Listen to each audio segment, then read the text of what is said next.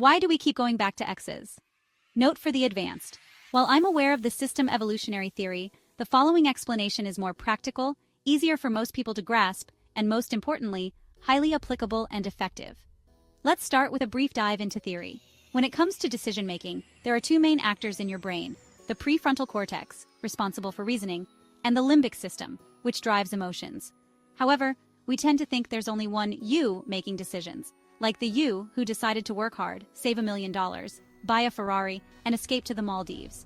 In reality, you find yourself doom-scrolling on Instagram instead of finishing that report or feeling too lazy to put in the extra work.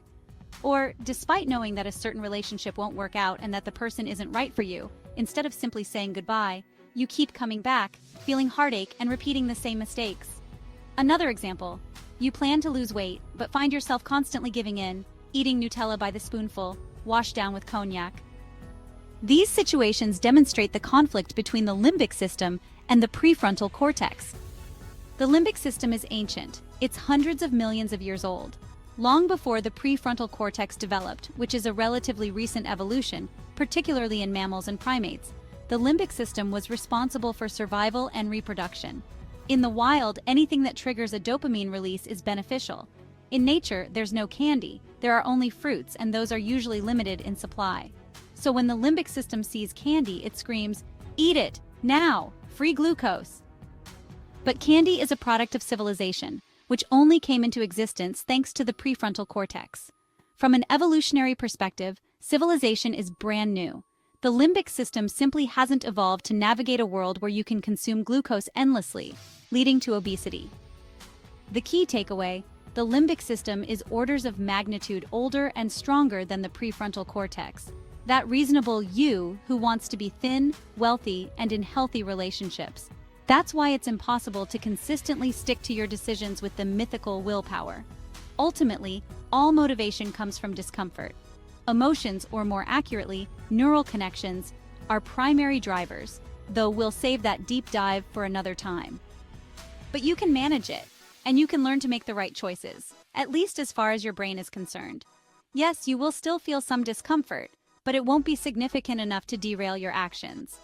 At the level of desire formation, we have two actors, the limbic system and the prefrontal cortex. The limbic system is older and stronger. It wants dopamine here and now. It has no concept of the future or consequences, unlike the prefrontal cortex, which excels at planning. Once you accept that the limbic system will always be stronger and that there's no magical willpower you can train, your life becomes a lot simpler. Because now you know what to do. Create artificial conditions that force the limbic system to respond in a certain way. For example, if you're trying to lose weight, don't keep sweets around. They shouldn't be within sight. You must actively remove all triggers the limbic system might respond to. There's no other way. It's impossible to walk past candy every day and not eat it, at least until you've trained your neurons to make the right choice, which takes a lot of time.